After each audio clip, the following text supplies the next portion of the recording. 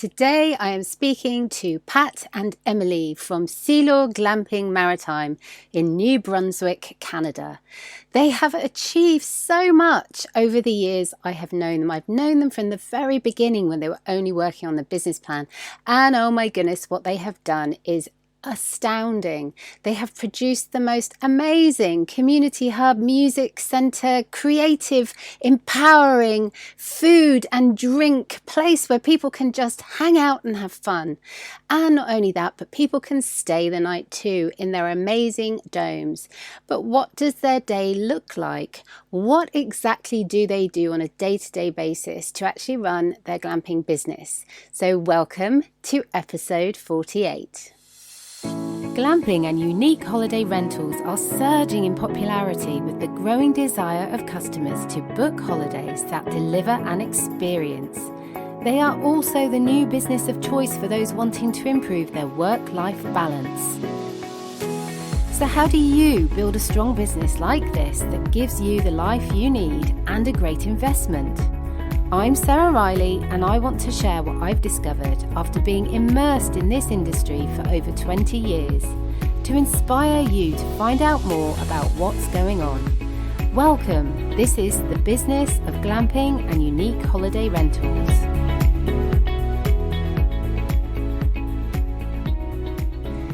So I was just trying to think the other day about when we first met. So this was back, I can't even remember the year, but this was years ago, and we were in Colorado for the first glamping summit when we were all talking about how glamping was going to come to America and how it should be managed and the kinds of things that were going to happen in the shows. And we had a fantastic meeting in the bar, I believe it was, or the restaurant of the hotel we were staying in. And I just remember being so inspired by your story and what you were trying to do. So take me back to then. Tell me what you were thinking of and how you were thinking through it and what your ideas were. Tell me about that early stage. Tell me a little about that. Well, that was back in 2018 because that's just before we started construction. And we were so excited to meet you because we did all your courses, right? So it was quite humbling to meet you. But I think our plan initially has not changed that much from like how we presented it to you, except for that one accommodation that we haven't done yet, just because budget-wise when we started. But we're still looking to do it, and that's the crab boat that we wanted to turn into an accommodation. So I was going to say, tell me a little bit about exactly what you've got at the moment in terms of your accommodation. Yeah, it's we have 5 domes. So we have 2 domes which are 2 bedrooms and 3 domes that are 1 bedroom. And I remember that when we met, and the whole thing was not really much about the accommodation, but the vision that we had about promoting local products and trying to create a space, a resort to attract people to discover our region, but discover our products that we have in our area. And since then, it's fun that you mentioned that, because for us it was a big dream to have the hub, which is the main building. It was not named the hub at that time. It was more a place where we could share. Rent other spots for businesses to grow and try their products there. And we've been really happy to have since the beginning Monroe Roasters, which they roast coffee beans, which is a startup that took place in the hub in our main building. We were supposed to have a brewery on site. I don't know if it was at that time, but it didn't went on, but we transformed the space into a bar, and the project of having a gourmet boutique where we can showcase products, serve them to people, that is happening now, and we're developing partnership like we were dreaming of doing back then with businesses from our area. So we develop products, we test them, and we make them a little bit like a pilot for that product in the hub for customer, for guests, and we've been happy to help several startups that way. And yeah, so the site, the main attraction was the domes. So with the hot tubs and the big green eggs, so people can go cook on charcoal there and have the queen beds and all the luxury of an hotel, but in nature by the water. And uh, and now we also have gardens that we started small, and now it's getting every year a little bit bigger, and we're doing products with our produce that we grow. We do jellies for charcuterie boards that we serve, pickles and mustard and lots of different things. But yeah, no, it's been 3 years now that we're operating, going on our third year, and time flies so fast. It's just it's a great souvenir to be with you in Denver at the first global glamping summit. Glamping was a new thing in New Brunswick back then. The word was, when we were talking about people about glamping, they were like, what is that? And now it's starting to be a trend, and we're part of that movement. And it's really, we're really grateful to be to make that journey. Yeah. Absolutely. And you were actually really at the forefront of that at the very beginning, that you had the vision and the mind and the thinking of being able to understand that that's the way tourism is going, and that's the way that you could actually open a site of your own. And going back to the local produce that you're doing, I know that that's a really big part of what you do, because you've got the hub. And anyone who goes to your Facebook page, they just need to scroll through your pictures, and you've got pictures of meats on platters and people drinking and having fun and playing music, and then going and doing SUP, stand-up paddle boarding on the water, and all of those things, and sitting in the hot tubs with champagne. I mean, it's just amazing the kinds of things that people can do when they're with you. But I had no idea that you were doing those startups with the local produce and local businesses. Is that very important to you, the supporting the local community and supporting local businesses that might want to launch as well? Yeah, well, for me personally, I grew up on a farm. So for me, supporting local, it's always been just part of me, right? Like, it's always been important.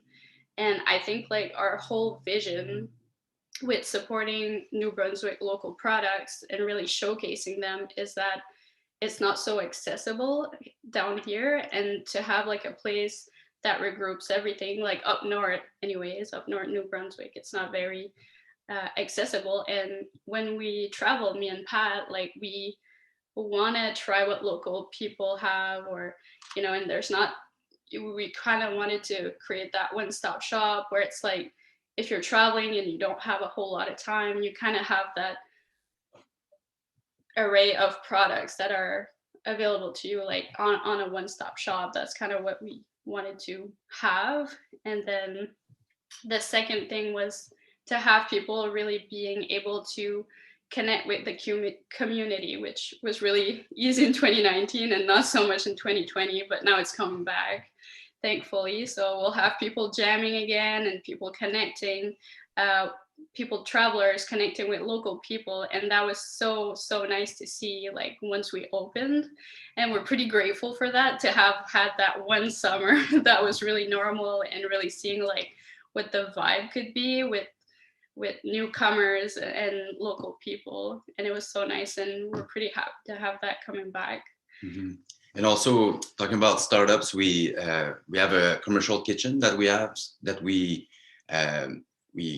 give access to people that have interesting projects that align with our vision, and so we've been fortunate to have John Morrison, who's a great chef that started his ice cream company, Lost and Found, and we were the first place to sell it, and now he has a location in Moncton, and he helped him to launch his business. And we have people that started to do bread in our kitchen, and also we're part of Eco Academy, which is a group that promotes collaborative entrepreneurship in our community.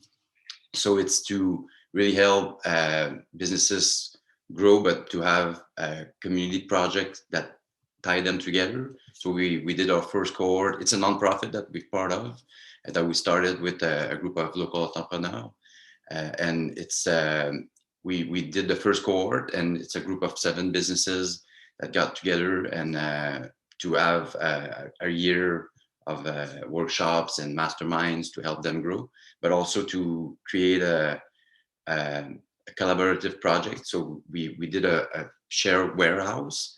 All those businesses had needs for shipping, more e-commerce type of businesses. So we got together, rented a big space and shared. So it kind of connects with Cielo, but in a different type of way. But it's the same vision that we have to help our community grow, help our small businesses thrive, and we use our platform. We're fortunate to have a wide array of clients that come from all around, and to have those people lay eyes on our local businesses. It's important for those smaller entrepreneur or small business that just starting to grow, and to have feedback. And so this is something that really get us up in the morning and to keep going, because it's so nice to see business coming from zero to where they're now, and being part of that it's really special. Yeah, because you, I suppose, were in a similar position some years ago, weren't you? Starting from zero and getting your vision up and running and moving forward, and you've done so incredibly well. And it's wonderful to hear that you are supporting local businesses in the same way. So you're not forgetting that your local community has helped you to get to where you are with this really successful building and really successful accommodation and everything else that you're adding on as well, with the gardens and the produce and things like that. And you're helping others achieve similarly in your area, which will make your area stronger and your community stronger. And I love to hear that.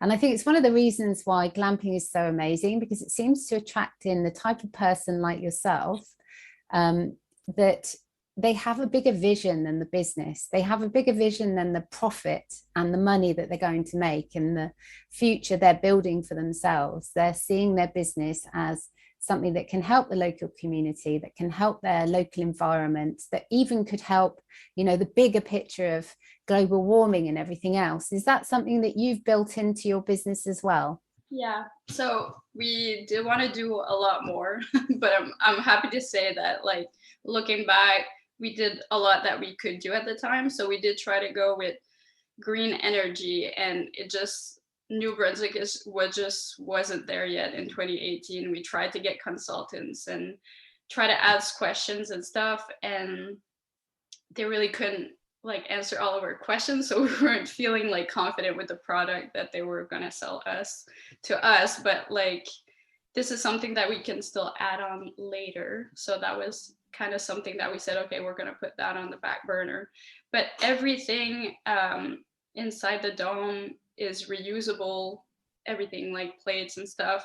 And we do the same for the restaurant, even napkins, even the just towels for washing your hands in the bathroom. We have all single ones that you can use singly. And we get a lot of people, it's not really done around businesses down here. So a lot of people really notice it and really comment about it, how it's nice and how they like that we do that extra step. We do our own compost also for our gardens, and it's something that we always looked into. And Emily was saying also, in the domes we upcycle a lot of materials that came from their family farm. So all the barn beams, the boards, we reuse a lot of stuff from the old community hall city hall in Lamech that's been shut down, but to do the tables and the back of the beds and stuff like that. Mm-hmm. So it was and also to give a new life to materials, but also those materials have some type of energy also, that to Mm-hmm. the history that it's important for our community. So we in the hub also we use a lot of materials that have been upcycled, and also most of the wood came from a small retired man that have a lumberyard that does that on his pastime. So we bought a lot of wood from him that has been locally sawn and dried here, and so that was and give a special texture to the wood that you can't find in stores also. That so it was the more all the things that we can have locally. It was Mm-hmm. it was something that we were going to do at the time when we were constructing. Yeah. Even for like the cleaning products, we made sure to find some eco-friendly options and always refill our bottles and stuff. So I think it's really like the small stuff that matters, and staff is really how do you say that, like happy about it, I guess, like that we're making that step. And I think it's really making them think of how they can do it at home, or how it really impacts the clients there, or like the whole vibe at Cielo. And it's really fun that it's going towards that way. But I have to say, like owning a business now, like you can see like how much harder it is. And but like I said, I think it's just like those small steps that you take that really can have an impact globally.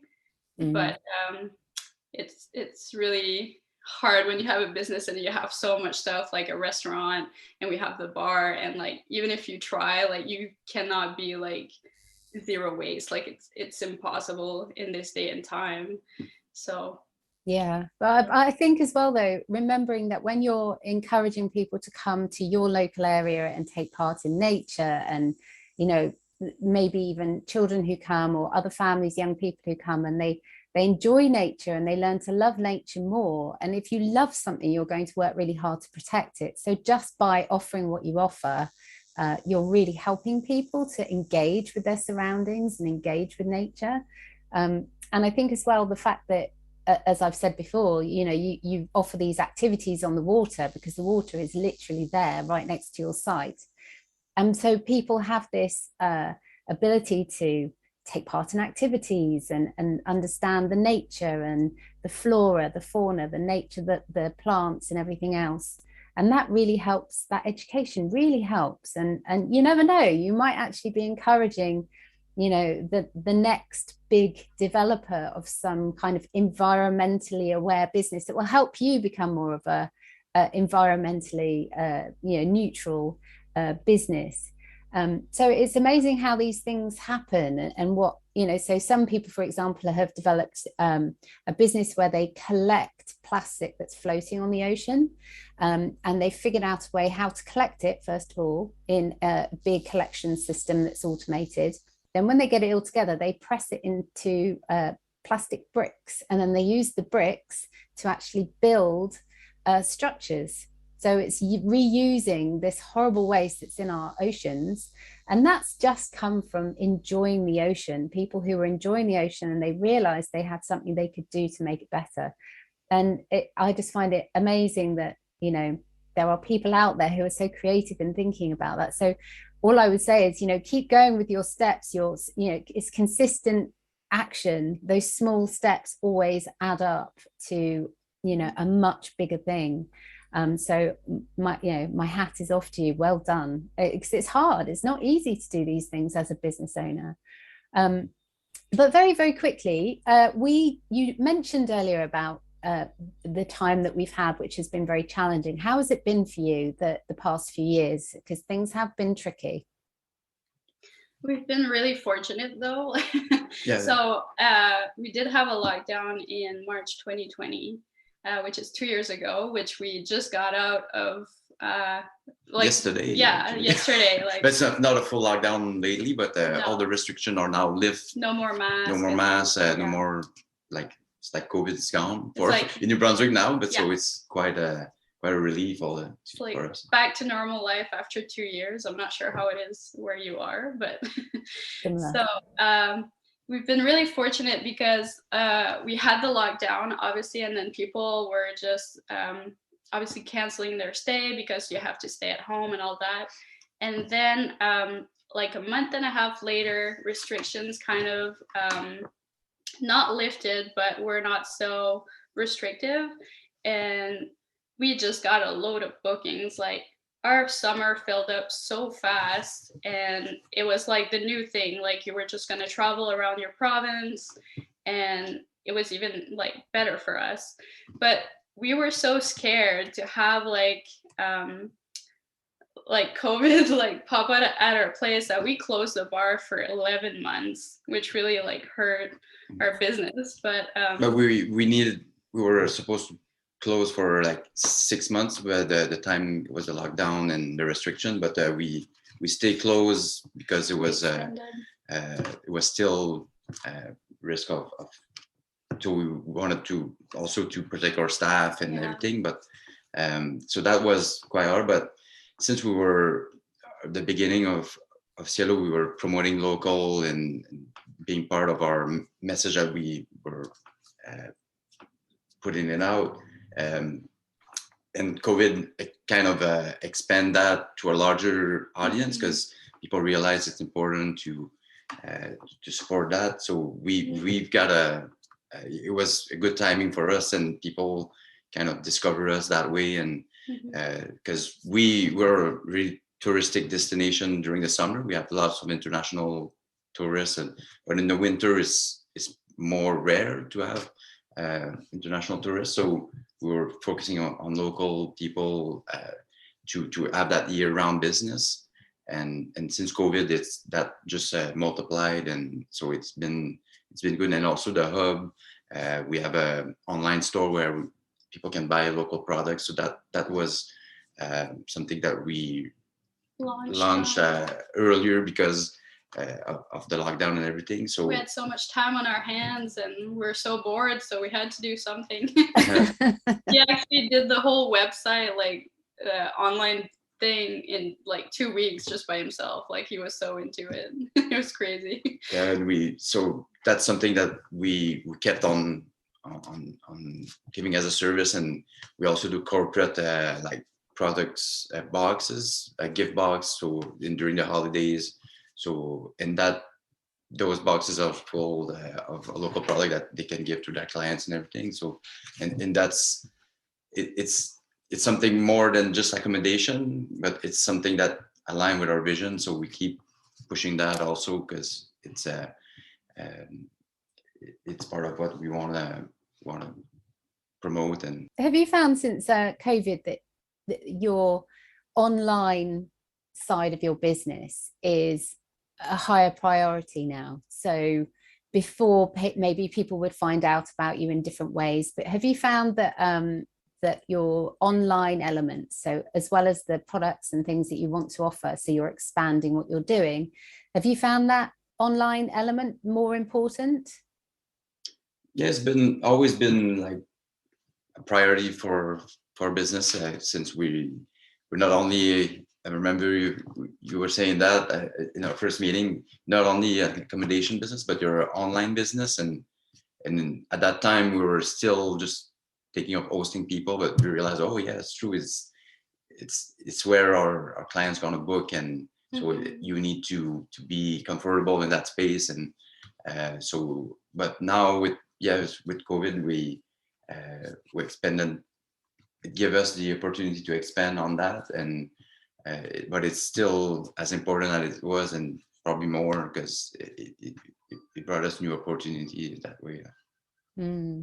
Absolutely. And I think that, you know, this is something that a lot of other businesses who maybe weren't online so much, and now they're realizing that they're going to have to spend a bit more time on there, because a lot of people since lockdown have been using, you know, the online element of finding holidays, interacting with businesses, so useful during lockdown.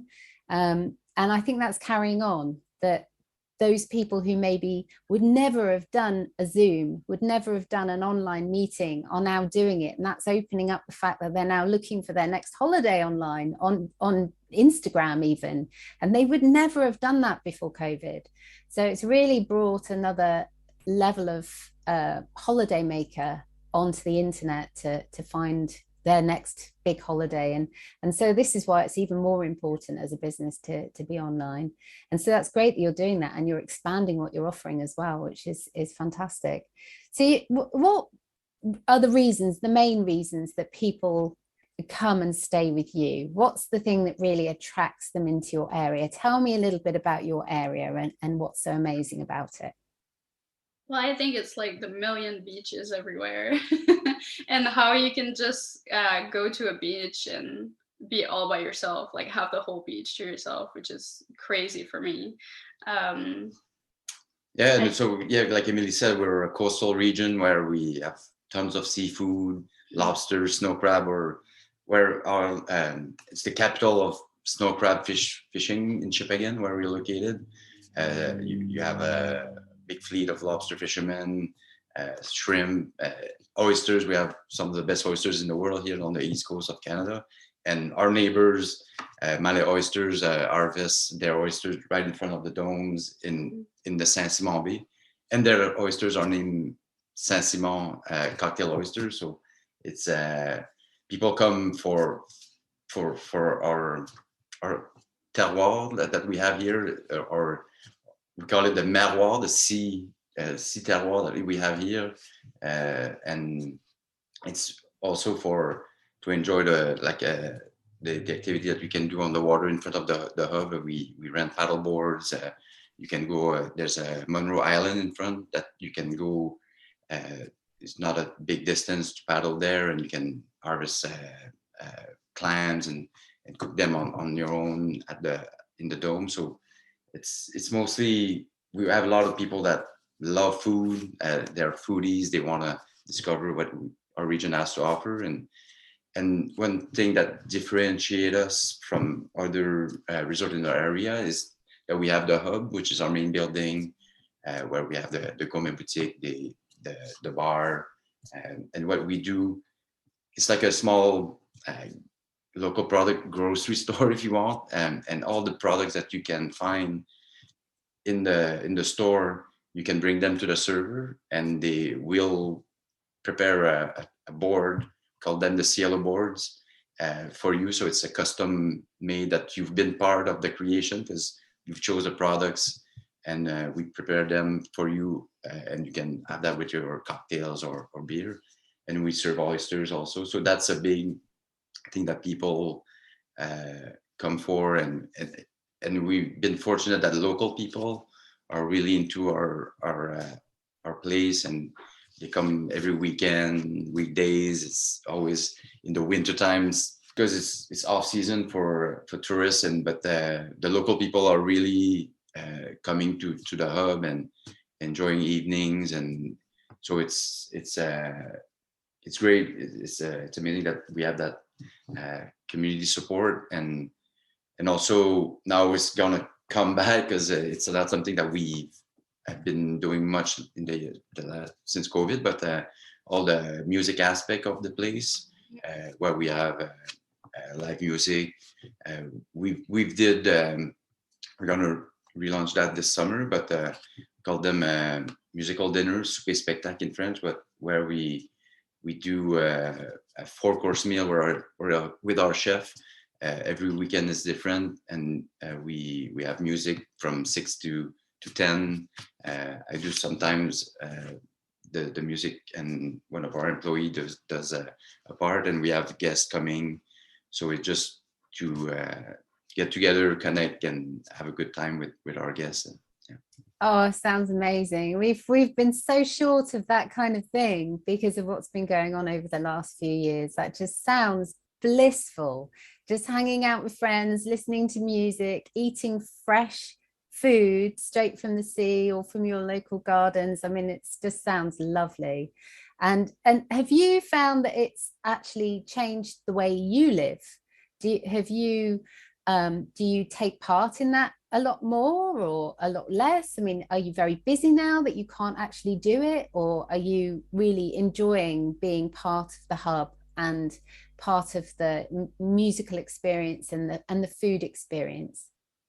But for me, it's a little bit of a dream come true to play in front of people. I did that in the past, but to have a place where we can do it on a regular basis, it's amazing to experience that, and also to welcome people. And with COVID, it was different. It's like the relationship was, but now since the restrictions gone, you realize all that stress that you have that of welcoming people, it's gone, and it's back to our Acadian culture, which is we're known to be welcoming and having fun and playing music, and now we can experience that again. So we're really excited about what's coming, because it's something that we contained for so long. I think it's gonna be wow, I guess, I don't know, but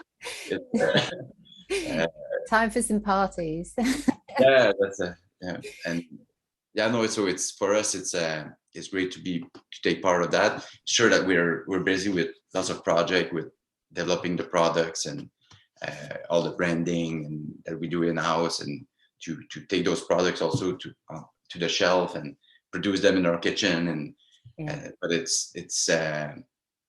it's rewarding to when people taste those products and have good feedback. And so, and our chef is just, we were really blessed to have Etienne, which is really passionate about the garden also, and everything that's locally made. He likes to develop recipe and transform products to not just to serve in the restaurant, but to sell like in stores. And so it's great to be part of that. Yeah.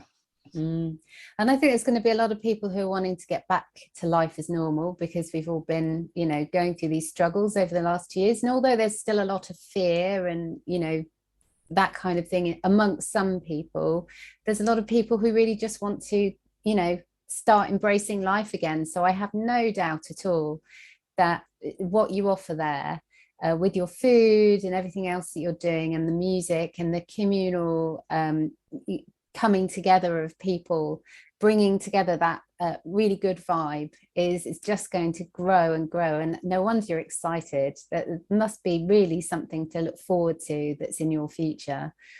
But tell me a bit more about that boat. You touched on the boat when we met it. So we saw each other again in Colorado.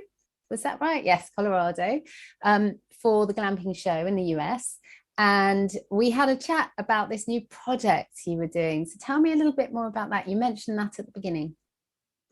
Yeah, well, actually, we bought a snow crab boat. It's not that we gonna fish, or because if we had the license to fish, we would be in a good position, because it's really lucrative business to have a snow crab boat. But it's a whole boat that has been uncommissioned. So our plan is to bring it on site and just transform it into an accommodation.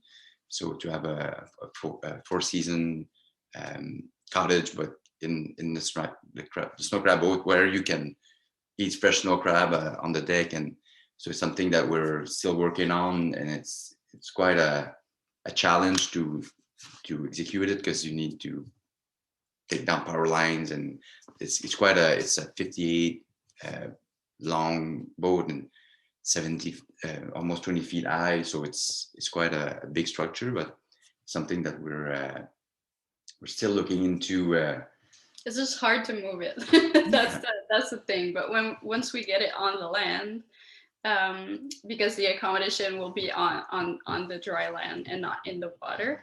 But once we get it there, then we can start construction and setting it out. But yeah, it's been quite the journey.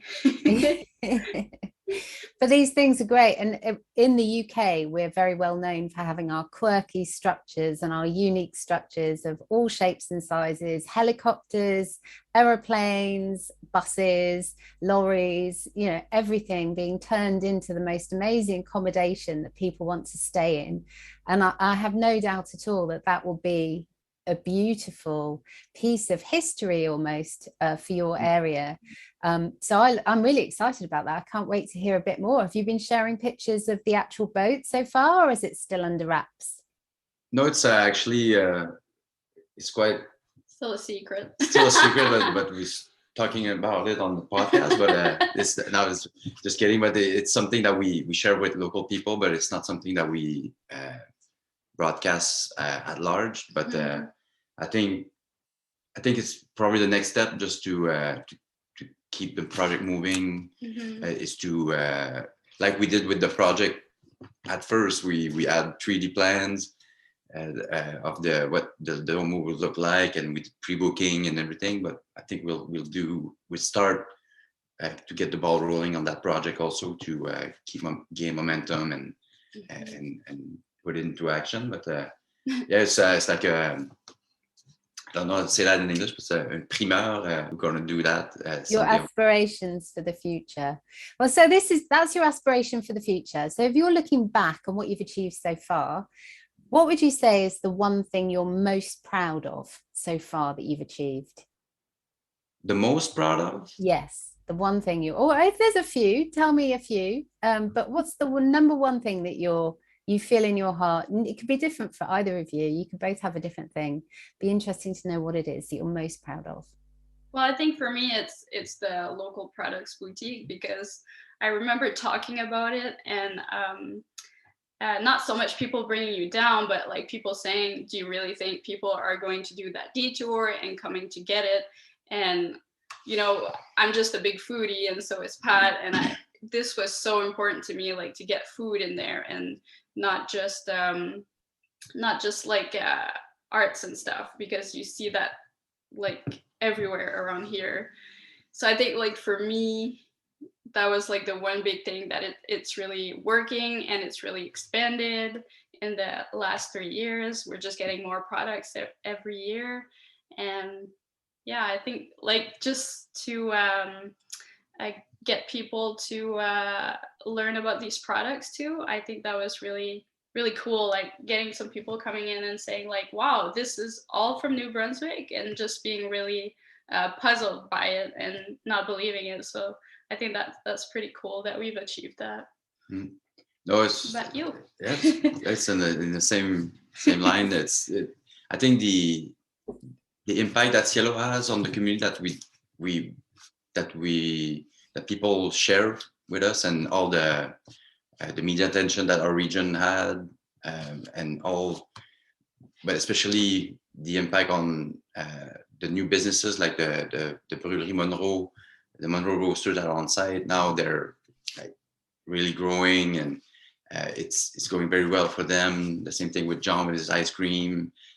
All those little ideas that became reality, and that are starting to thrive and grow. That's something that it's, for me, is that I'm really proud of, and also like echo what we're doing with the nonprofit, and to see the impact that those workshops has on local businesses and everything. It's something that I didn't thought that division that we had at the first would have been defined as those actions, but it's aligned with that, and it's great, because when you have a vision, it's not necessarily or a project. Sometimes some people stop themselves about saying, I want to do a glamping resort, but why do you want to do it? It's the real question you need to ask, and that will define how you will do it in the long run. But now for us, it's something that like I said earlier, that get us up in the morning, and really motivates us to keep on developing our business and our community. That's really wise words, because that when the initial launch of the business is done and you're starting to achieve success, what's that thing that's still going to keep you passionate about your business, still going to get you up in the morning, still going to want you to be working in your local community and everything else? It's going to be your why. And you're absolutely right. Without that why and that passion, you're probably not going to do so well. You're probably not going to succeed. And that's really great to hear, because you've actually achieved or are achieving that, and being part of that journey for those businesses is great for you as well. It's kind of almost like you're part of the journey, and then you can stand back and watch them fly and watch them succeed, and know that you had a little bit to do with that and you helped them in some way, and that must be very, very rewarding. I would definitely, but I feel a little bit the same about you guys, because I had a tiny little bit to do with helping you on your way and helping you launch and all that kind of thing. And now I sit back and I watch you and how you're succeeding, and it's so incredibly rewarding for me to see what you've done and what you're doing and the way you're going and how your business is growing and becoming so popular, and everything happening on social media as well. I mean, for me, I find that incredibly rewarding. So I totally understand where you're coming from. I think it's brilliant. It's absolutely brilliant. So tell me a little bit about what's a typical day for you. So what kind of time do you get up in the morning? What do you have to do in terms of your tasks to keep your business running? Talk me through a little bit of what you do. Sure, it depends on the season. Since we're in Canada by the water, it means a lot of snow. So I help during the winter. I help our maintenance guy to clear the site of snow when there's storms, and I enjoy being on a tractor, so it's not a big deal, and even shoveling snow. So that's but we help a little bit. I help a little bit on the maintenance of the site with our maintenance guy, but also all the project that we have. We've decided to not put us on daily shifts, like the cleaning and the hub, the serving in the hub. We still do it when we here and there, but we mostly invest our time in developing all the project that we have, since it's quite a lot of work also to develop those products and prepare the gardens and plan for next season and develop the snow crab boat and stuff like that. So it's and we found it's better to be available as backup too, like if someone's sick or if someone can't get to Cielo because of a storm or something, then we're available to work and replace, which is pretty useful. And we're fortunate because since we can do that, we can keep on working to expand the business. But the first 2 years we were working in the business every day, but we're still working every day in and on the business, but we were doing all the shift that needed to be done, and also it helps us to define all the process to execute the job and train people and know what's working, what's not, and so that's we're still perfecting all those processes every day, and that's we're working on regularly. Like now we have a scanner for barcodes. This is a small example that we added up that help in the store, since we have more inventory now. It's different things that we our mind is always different tools. Yeah, our mind is always working on how can we help our guests have a better experience, but also help our staff have a better experience also as to work, and help them be more efficient and more in every part of the business. So that's our main focus now with our time management, as I could say. I think that what you've just touched on there is perfect, because at the beginning it's really important to be in a new business and to be working on those processes and setting out all of those procedures and how things have to happen. So particularly if new staff come in, you can hand that over to them and they know what they need to do because you've decided what needs to be done. But a lot of business owners aren't able to let that go and aren't able to take a step back and say, I need to work on the bigger vision now. I need to work on where we're going and this next part of the project. So many businesses find that harder. It doesn't sound like you're finding that hard. It sounds like that's the part that you really enjoy. Well, it just really makes sense for us now, but I think it was hard to take that decision to hire more people so that we can actually step back and work on the business. But we just kind of had that aha moment that it's like it's time to do it now. And I think once you get past that step, then everything is just going to come together and just make more sense for your business, and also just have more time away from your business too, because you're going to be working on it, but you're also going to take a step back and just making sure your mental health is in check too. So I think it's really an important process in your business. Yeah, absolutely. And that's perfectly leading into my final question, which is, what do you do to take time off and to unwind and de-stress? What is it that you do that really helps you with that? Well, I think with COVID, we just booked a few like Airbnbs, like going away for like 2-3 days. Yeah, we do what our guests do, but not that. Sometimes we do it at Cielo itself. When there's a cancellation, we don't always say it.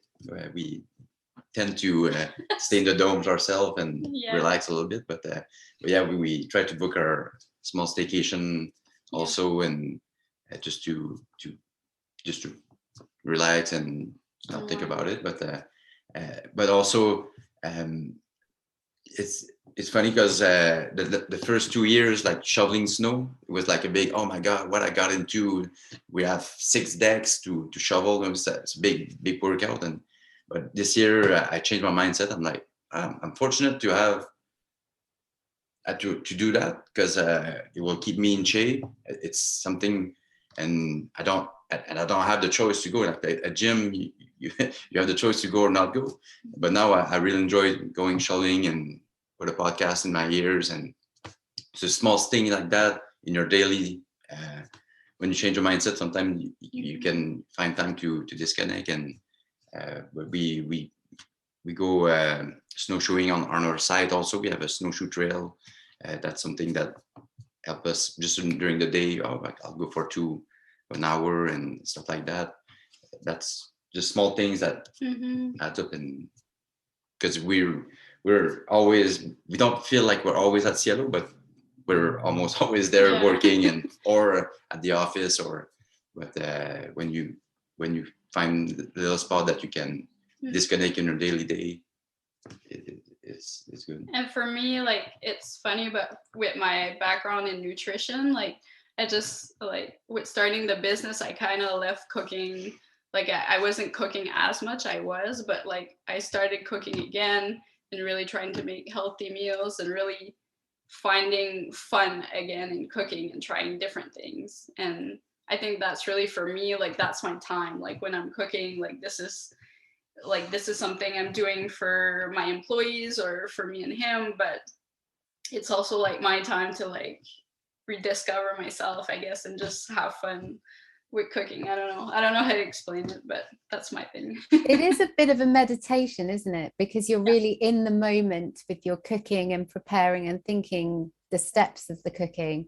I always find that it helps to clear my mind. I definitely feel de-stressed when I'm cooking. Although saying that, I cook for teenagers, so it's not that completely avoid of stress. But there we go. That's another matter. But what's your hopes for the future? So what's your hopes for the next couple of years, for you, for your business, for the area that you're in? What would you say your number one hope is? For me, I think one of the things is to I hope that local businesses will keep on have that and expand that mindset of working together as a collaborative entity, and to develop projects that make sense, not just for one people, but for as a whole, for a community. And yeah, that's that will just bring more positive impact for region, and that's one of my hope, I guess. And I hope very much that you do manage to achieve what you hope for the next year, because I think, or the next few years, I think that what you have built in your business is something that's the perfect thing to fit around not just your community and what you need and want out of life, but also your aspirations with your own family. And it is the perfect business to build around a family, and you've built a legacy as well, which you can actually gift to your family when the time is right. And you know, what is better than that? I think that's perfect. Thank you so much, both of you, for joining me today. It's been so wonderful to chat, and I'm really incredibly grateful, and I can't wait to hear more about your successes in the future. And you know, do stay in touch. Thank you so much for having us. This was great, and it's great to see you again. I hope you can come down here sometime though. I definitely am, because even if it's just to go SUPing on your ocean and hang out on the beaches, that sounds just my cup of tea. So you're not going to keep me away. So I look forward to that very much. In the meantime, I wish you every success, and take care, and I'll see you soon. Take care. Bye. Bye.